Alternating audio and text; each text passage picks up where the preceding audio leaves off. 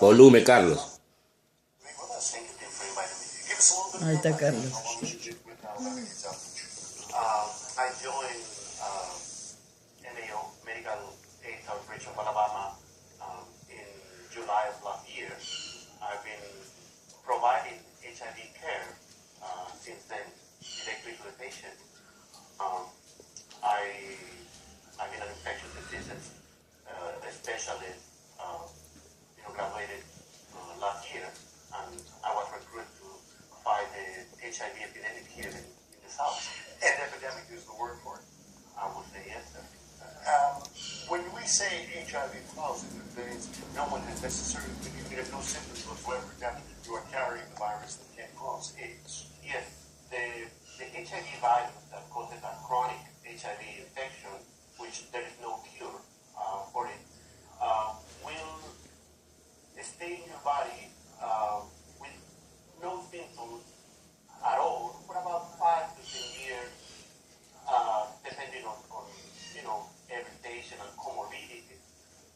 But about in 10 years, the patient will have, in 8 to 10 years, they will start having symptoms associated with the deficiency of the immune system. The HIV attacks specifically a cell, a lymphocyte that coordinates the immune system, and that takes it the symptoms of any opportunistic infection getting into the body. Because your defenses are basically down, and you're open up more things. Is it fair to say that HIV these days, or even AIDS, frankly, is a manageable disease similar to maybe like diabetes?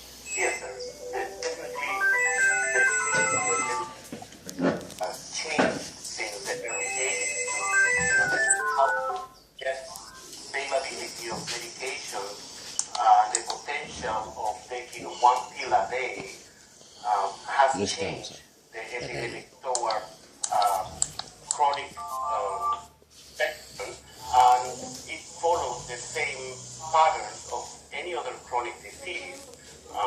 You have to be adherent and compliant through time.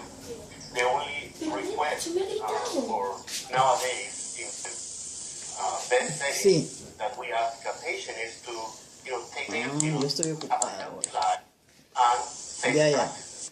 Is there a downside to that, in the sense that if it is a manageable disease, people are less afraid of it? And, Hello? Yeah, definitely, and that's something that I wanted to tackle because Ya, papá. we to say that we have this problem. Actually, we have in the middle of a problem here in the South. The lack of information that we still have is very high, and here in Alabama we have really high rate of HIV infected patients, above the mean average of the country. So the fact that the epidemic has changed towards a chronic disease, that's the easy part that we have to handle. That's not the actual problem. That's the people that we encourage.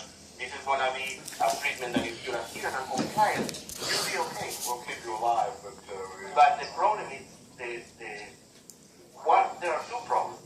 The problem of the patients that are outside and they still don't know that they are patients and they don't know that they are exactly. hold that thought. We'll continue in just a moment. We'll continue our conversation. You're watching Your Community This Week on ABC Montana. I'm attorney Melissa Isaac, and I represent family members. You said there's an epidemic in Alabama. Break down the demographics. Is it young people? Is it people the black belt? Is it across the state or what? Well, we serve 26 counties in central Alabama, and our population is very diverse.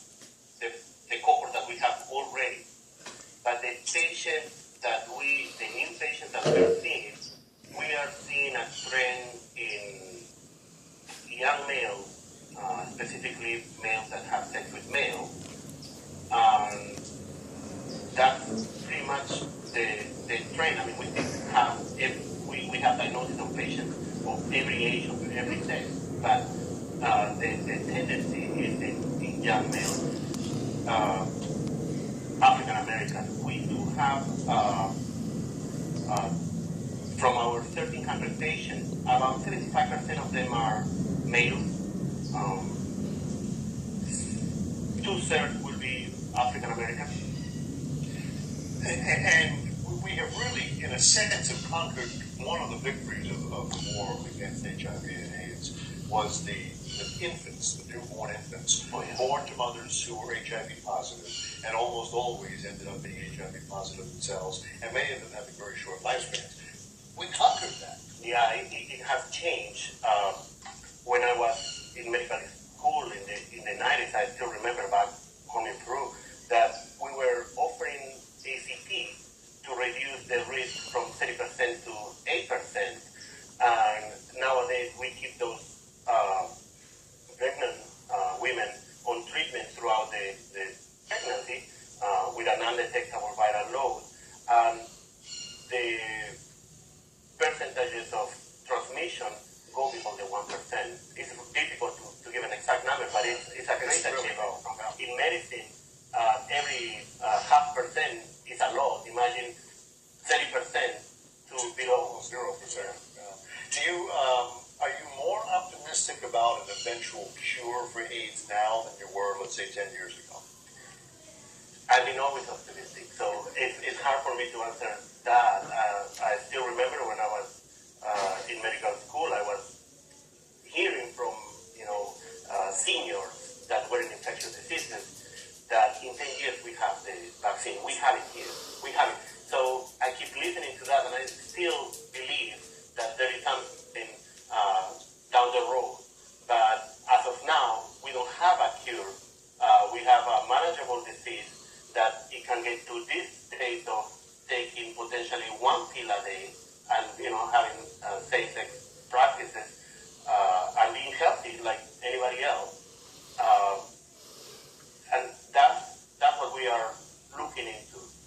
We want the two other groups that are the non-adherent, uncompliant, social problems, and the patients that are out there, that they don't know that they are patients and need to be tested. In NAO, we provide free testing and for those patients who want to know a little more about HIV. The education department educates 20,000 people in Alabama per year. More information on your website. How many outreaches? Over 8,000 Doctor, thank you for the time. Thank you. Most interesting. Appreciate your work. If you have a guest or a topic suggestion for this program, grab a pencil or grab your iPad. We'll tell you how you can send us that information coming up in a moment when you're in